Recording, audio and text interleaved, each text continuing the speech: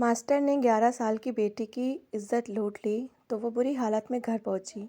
तो मीना बच्ची की हालत देखकर कांप गई और कुछ ही मिनटों में बेटी ने मीना के हाथों में अपनी जान दे दी और मीना ने सारी जमा पूंजी केस में लगा दी। लेकिन कुछ हाथ ना आया तो एक दिन मीना मास्टर को मारने गई तो उसके साथ भी रेप किया गया और वो पागल हो गई और चिल्ला चिल्ला कर कहती कि इस बस्ती पर खुदा का अजाब आएगा।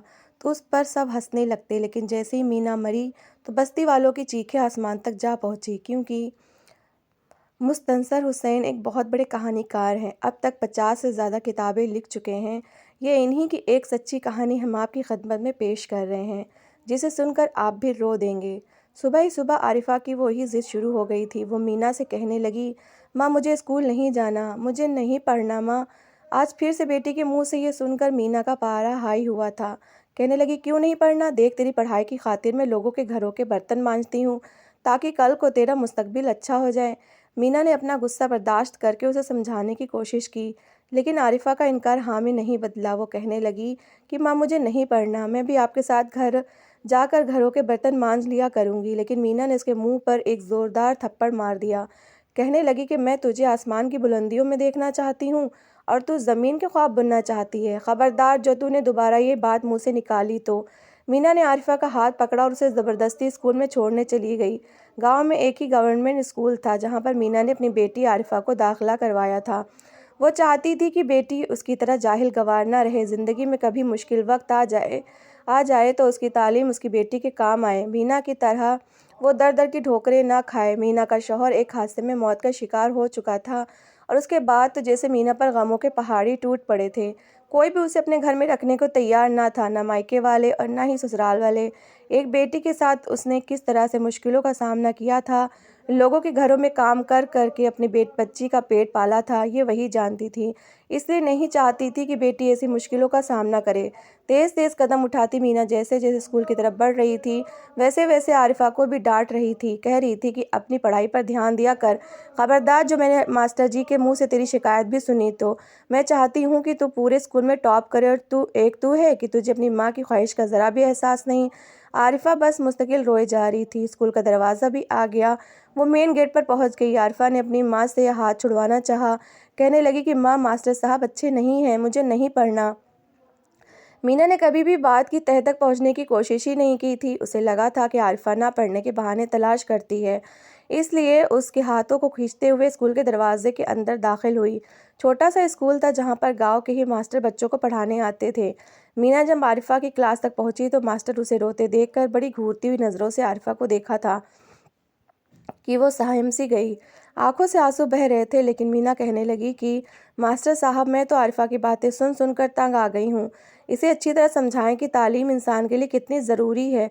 मास्टर साहब ने गुस्से वाली नज़र आरिफा पर डाली थी। वो सिसकियाँ बांधे मुंह बंद किए रोए जा रही थी।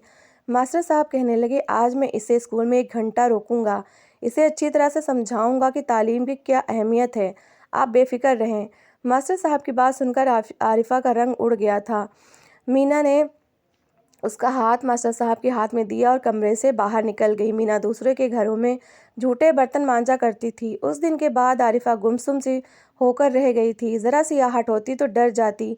मीना आरिफा के साथ ही सो रही थी कि जब आरिफा की दबी दबी सिसकियां सुनकर उसकी आँख खुली। वो नींद में बड़बड़ा रही थी, कह रही थी, मास्टर जी, मेरे साथ ऐसा ना करें, खुदा के लिए ऐसा ना करो। मीना ये सुनकर ये समझी कि शायद मास्टर साहब इसे डांटते हैं, तभी वो इस तरह के जुमले बोलती है। लेकिन किस्सा कुछ और ही था। जब भी आरिफा घर आती तो उसकी रंगत फीकी पड़ी होती, वो डरी सहमी सी लग रही होती। लेकिन मीना ने कभी भी जानने की कोशिश ही नहीं की थी कि आखिर बेटी इतनी डरी हुई क्यों होती है, खुशी खुशी से स्कूल क्यों नहीं जाती, इसकी वजह क्या है। शायद मीना की सोच भी गांव की सीधी सादी औरतों वाली ही थी। उसे अंदाज़ा नहीं था कि आरिफा के स्कूल ना जाने की वजह उसके मास्टर की गलत हरकतें थीं। एक बार आरिफा स्कूल से वापस ही नहीं आई। मीना को लगा कि शायद आज भी मास्टर जी आरिफा को छुट्टी होने के बाद समझा रहे होंगे, तालीम हासिल करने पर जोर दे रहे होंगे। आरिफा अक्सर अब स्कूल से देर से ही आती थी। घर आते ही कमरे में जाकर रोने लगती। मीना इसलिए भी ध्यान नहीं देती कि शायद मास्टर की बात की वजह से रो रही है। वो उल्टा और परेशान हो जाती और यही दुआ करती कि काश आरिफा को तालीम हासिल करने का शौक़ पैदा हो जाए।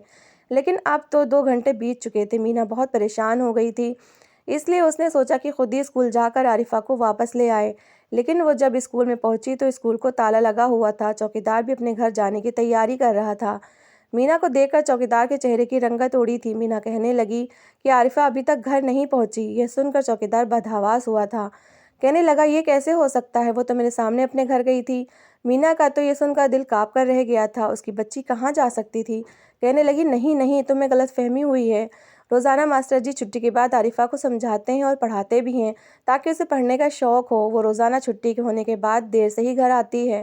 تم ماسٹر صاحب سے پوچھو میری بچی کہاں ہے، یقیناً انہی کے ساتھ ہوگی۔ چوکیدار کے چہرے کی ہوائیاں اڑی ہوئی تھیں، وہ بار بار اپنے چہرے پر آنے والا پسینہ پوچھ رہا تھا۔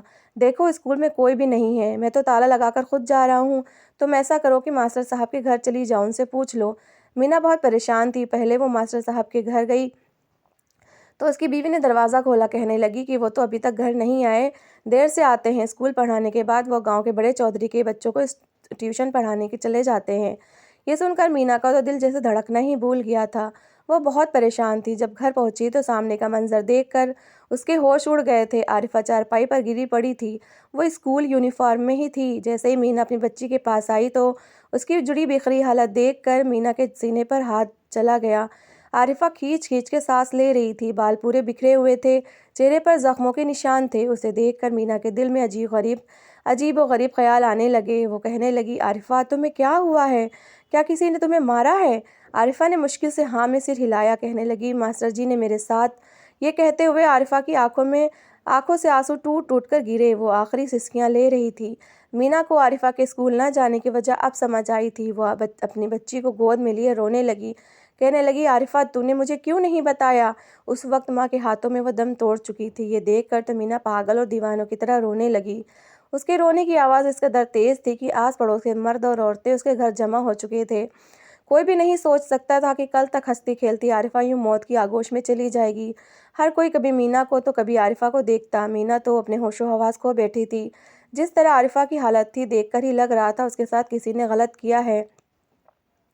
معصوم بچی کفن میں لپٹ چکی تھی۔ پورا گاؤں اس وقت مینا کے گھر میں اکٹھا تھا اور ہر کوئی ایک دوسرے سے بتا رہا تھا کہ بچی اسکول گئی تھی، نہ جانے راستے میں کس نے غلط حرکت کر دی اور بیچاری بچی دم توڑ گئی۔ یہ سن کر جس کے حواس کچھ بحال ہو چکے تھے دہاڑے مار مار کر روتے ہوئے کہنے لگی کوئی اور نہیں، میں جانتی ہوں میری بچی کے ساتھ یہ حرکت کس نے کی ہے اور میں اسے ہر حال میں اس کے انجام تک پہنچا کر ہی رہوں گی۔ میں اپنی بچی کو انصاف ضرور دلواؤں گی۔ وہ انسان نہیں، بھیڑیا ہے، بھیڑیا جو انسانیت کا لبادہ اوڑھ کر حیوانوں جیسا سلوک کر رہا ہے۔ میں اپنی بچی کو انصاف ضرور دلواؤں گی۔ عورتیں حیرت سے مینا کو دیکھ رہی تھیں، ان کو بھی جاننا تھا کہ آخر کون ہے وہ انسان جس نے یہ حرکت کی ہے تاکہ کل کو وہ اپنی بچیوں کو اس بھیڑیے سے بچا سکیں۔ تبھی اسکول کے ماسٹر صاحب بھی گھر میں داخل ہوئے تھے، جنہیں دیکھ کر مینا کی آنکھیں پھیلی تھیں۔ وہ روتے ہوئے غصے سے اٹھی اور جا کر ماسٹر صاحب کا گریبان پکڑ لیا۔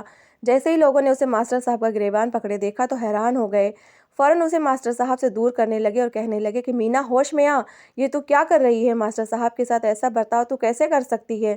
مینا رو رو کر چیختے ہوئے کہنے لگی کہ یہی ہے وہ کمبخت جس نے میری بیٹی کو مار دیا۔ اس نے میری بیٹی کو حوث کا نشانہ بنایا اور پھر اسے مرنے کے لیے چھوڑ دیا۔ اگر مجھے پتا ہوتا کہ یہ بھیڑیا نکلے گا تو میں اپنی بچی کو اسکول میں داخل ہی نہ کرواتی۔ مینا اپنے بال نوچ کر کہہ رہی تھی اور گاؤں والے کبھی ماسٹر صاحب اور کبھی مینا کی بات کو سنتے۔ ماسٹر صاحب بڑے شریف اور عزت دار مانے جاتے تھے، ان کو بڑی عزت دی جاتی تھی اور کوئی خواب میں بھی نہیں سوچ سکتا تھا کہ ماسٹر صاحب ایسا کر سکتے ہیں۔ ماسٹر صاحب تو ہڑبڑا چکے تھے کہ اتنی جلدی ان کا راز کیسے کھل جائے گا، انہوں نے تو سوچا بھی نہیں تھا۔ وہ بے یقینی سے مینا اور پھر لوگوں کو دیکھ کر بولے میں تو اپنے اسکول کی بچی کے جنازے میں شریک ہونے آیا تھا، بڑی اچھی بچی تھی، مگر مجھے کیا پتا تھا کہ اتنے غلط اور جھوٹے الزام مجھ پر لگائے جائیں گے۔ ماسٹر صاحب نے بات ہی کچھ اس لہجے میں کی کہ ہر کوئی مینا کو غلط اور ماسٹر صاحب ٹھیک لگنے لگے۔ ماسٹر صاحب فوراً وہاں سے جا چکے تھے، جبکہ مینا کی لاڈلی بیٹی کو مٹی تلے دفنا دیا گیا۔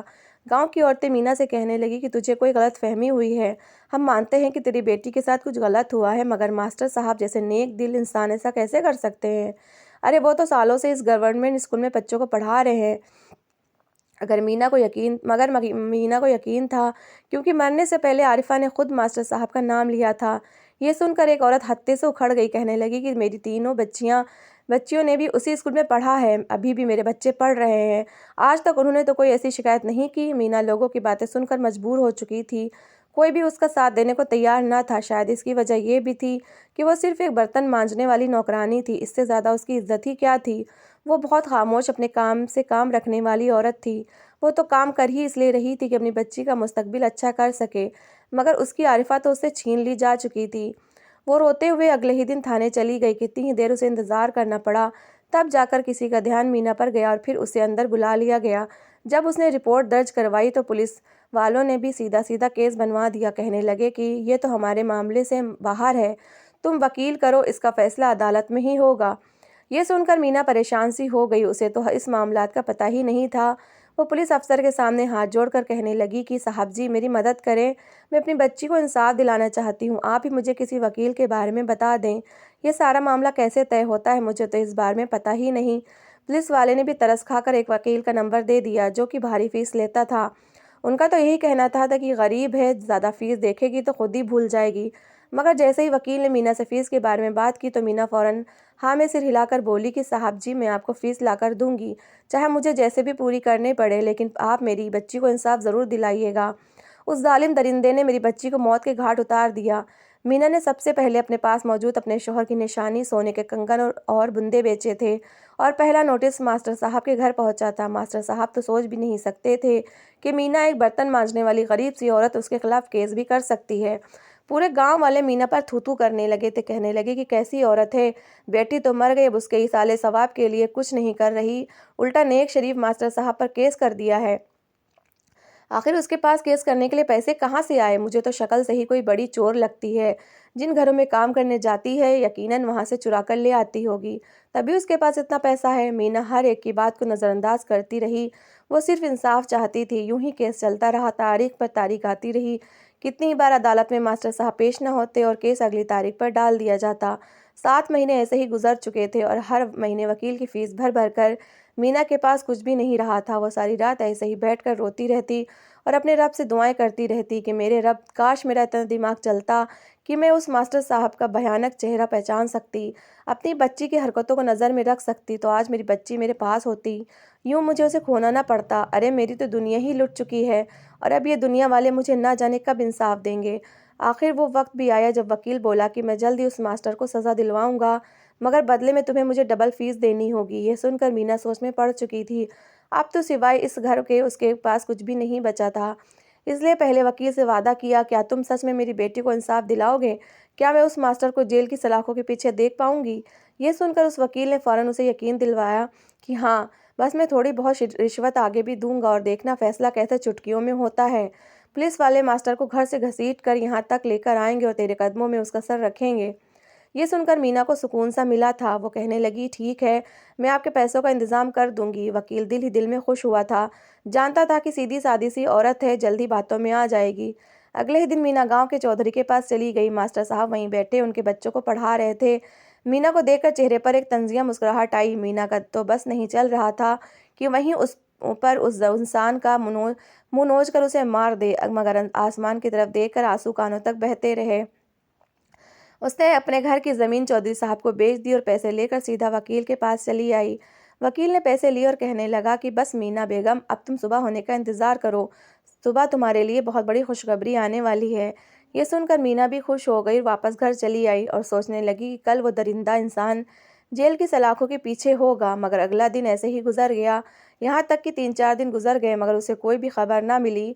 मजबूरन खुद ही वकील साहब के घर गई तो वकील साहब के चौकीदार ने उसे दरवाजे पर ही रोक दिया। कहने लगा कि वकील साहब तो अपने बच्चों के साथ छुट्टी मनाने के लिए नैनीताल चले गए हैं। 1 महीने तक तो उनके आने का कोई प्रोग्राम नहीं है। वो ये गर्मियों की छुट्टियां वहीं गुजारेंगे। ये सुनकर तो मीना के कानों से धुआं निकलने लगा था। वो चौकीदार से कहने लगी कि मेरी बच्ची का केस चल रहा है, परसों सुनवाई है, भला कैसे ये सब कुछ मुमकिन हो सकता है? वो वहीं से दौड़ी दौड़ी दोबारा थाने चली गई और उसी पुलिस अफसर से कहने लगी कि मेरी बच्ची के साथ ज्यादती हुई थी और वकील साहब मेरे पैसे लेकर नैनीताल चले गए हैं। ये सुनकर अफसर ने एक नज़र मीना पर डाली और कहने लगा, मीना बेगम, तुमने तो कब के दस्तखत कर केस को बंद करवा दिया है। तुमने कहा है कि तुमने तो सिर्फ गलत फहमी की बिना पर मास्टर साहब पर इल्ज़ाम लगाया था। अब अदालत की तरफ से केस बंद हो चुका है। यह सुनकर तो मीना के पैरों के नीचे से ज़मीन निकल चुकी थी। तभी एक कांस्टेबल आई और धक्के देकर मीना को वहां से निकाल दिया। कितनी ही देर वो ज़मीन पर बैठी दहाड़े मार मार कर रोती रही और इस कानून का जनाजा निकालती रही। ये कानून सिर्फ़ और सिर्फ़ अमीर लोगों के लिए था, जबकि सारे उसूल गरीबों को मनवाने के लिए बनाए गए थे। रो रो कर वो बुरा भला कहती रही और फिर वहाँ से उठ खड़ी हुई। कहने लगी कि तुम लोगों ने तो मुझे इंसाफ नहीं दिया, लेकिन मैं अपनी बच्ची का बदला खुद ही लेकर रहूँगी। इतना कहकर मीना ने अपने घर से चाकू उठाया और मास्टर साहब के घर चली गई। मास्टर साहब के घर का दरवाज़ा खुला हुआ था और अगले ही पल वो चिंघाड़ती हुई अंदर दाखिल हुई थी। मास्टर साहब की बीवी घर में नहीं थी। मीना को सामने देखकर तो मास्टर साहब हड़बड़ा से गए। उसके हाथ में चाकू भी मौजूद था। वो गुस्से से बिफरी हुई शेरनी बनी। जैसे ही मास्टर साहब पर वार करने लगी तो अगले ही पल मास्टर साहब ने उसके हाथ पकड़े और झन्नाटेदार थप्पड़ मीना के मुंह पर दे मारा। मगर मीना ने हिम्मत नहीं हारी थी। वो चिल्ला चिल्ला कर कह रही थी कि तू मेरी बेटी का कातिल है, तूने मेरी बेटी को मारा है, तू दरिंदा है, तभी खुदा ने तुझे कोई औलाद नहीं दी। इतना कहकर मीना ने मास्टर साहब के हाथ पर चाकू मारा। मास्टर साहब के हाथ से खून बहने लगा। ये बात मास्टर साहब को गुस्सा दिला गई। वो मीना को गालियां देने लगे और अगले ही पल पूरी ताकत से मीना को थप्पड़ मारने लगे। उन्होंने वहीं चाकू लिया और उससे मीना के सर पर इतना जोर से मारा कि मीना के सर से खून बहने लगा। वो अपने बचाव के लिए मास्टर को नोच रही थी, मगर मास्टर साहब ने मीना को बेबस करने के बाद उसके साथ भी वही सब कुछ किया जो कुछ महीने पहले उसकी बेटी आरिफा के साथ किया था। उसने मीना को भी हवस का निशाना बनाया और फिर किसी फजूल सी चीज़ की तरह घर से बाहर फेंक दिया। मीना बेहोश हो चुकी थी। जब होश आया तो उसकी दिमागी हालत बिगड़ चुकी थी। पहले बेटी की मौत का गम, गरीबी की सताई हुई मीना पुलिस थाने से अलग बेइज्जती करवा कर आई। हर चीज़ तो उसकी बिक चुकी थी, मगर उसे इंसाफ नहीं मिला था। वो पागल हो चुकी थी। मारी मारी गलियों में फिरने लगी। लोगों के घरों के दरवाजे खटखटा कर कहती कि देखना, तुम सब ने मेरी मदद नहीं की। मेरी मासूम बच्ची बिलक बिलक कर मर गई। तुम लोग इसका अंजाम भुगतोगे। तुम लोगों ने तो इंसाफ नहीं दिया, मगर मेरा रब इंसाफ करेगा। पहले पहल तो लोगों को उसकी बातें सुनकर शर्मिंदगी सी होती। लोग उसे खाने को दे देते, मगर धीरे धीरे उसकी आहें और बद्दुआएं सुनकर लोगों को गुस्सा आने लगा। वो उसे बुरा भला कहने लगे और उसे पत्थर मारते। वो ऐसे ही भूखी प्यासी दर दर भटकने के बाद एक दिन मीना कचरे के ढेर में मरी हुई मिली। लोगों ने तरस खाकर उसे दफना दिया। मास्टर साहब को तो उसकी कोई परवाह ही न थी। जिस दिन मीना को दफनाया गया उस दिन शाम को ही बहुत ही भयानक भूकंप आया कि पूरा गांव कांप कर रह गया। ज़मीन में बड़ी गहरी दरारें पड़ी थीं। लोग जल्दी जल्दी घरों से बाहर निकल गए, मगर तभी मास्टर साहब के घर से चीखो पुकार की आवाज़ गूंजी थी। उनकी बीवी चीख रही थी, चिल्ला रही थी। लोग दौड़े दौड़े मास्टर साहब के घर पहुँचे तो ये देखकर रूह कांप गई क्योंकि सामने ही मास्टर साहब के घर में बहुत बड़ा गड्ढा बना हुआ था और मास्टर साहब उसके बीच धंस चुके थे। सिर्फ उनके पैर थे जो दरार से बाहर नजर आ रहे थे, बाकी उनका पूरा जिस्म भूकंप से फटने वाली जमीन में फंस चुका था। ये मंजर देखकर लोग चीखने चिल्लाने लगे। कुछ लोगों ने हिम्मत दिखाई कि मास्टर साहब को उस जगह से निकालें, मगर जैसे ही वो आगे बढ़े तो ज़मीन पर एक बार फिर कांपी और दरार बढ़ती ही चली गई। खून उस दरार से निकलकर बाहर बह रहा था और देखते ही देखते मास्टर साहब उस दरार में गायब हो चुके थे। ये मंजर देख कर लोग सहम चुके थे। इस वाक़े को अखबार में भी छापा गया। अब लोग समझ चुके थे कि ये मीना की बद्दुआएं थी जो लग चुकी थी। यकीनन मास्टर साहब ने आरिफा के साथ कुछ गलत किया था, जिसकी वजह से ये अजाब उन पर आया और मास्टर साहब खुदा के अजाब से ना बच सके। तो दोस्तों, कैसी लगी आपको मेरी कहानी? अगर कहानी अच्छी लगी है तो प्लीज़ इसे लाइक करिएगा, शेयर करिएगा और अपनी राय कमेंट बॉक्स में ज़रूर दीजिएगा। और मेरी अच्छी अच्छी कहानियाँ सुनने के लिए मेरा चैनल सब्सक्राइब करिएगा। Thanks for watching.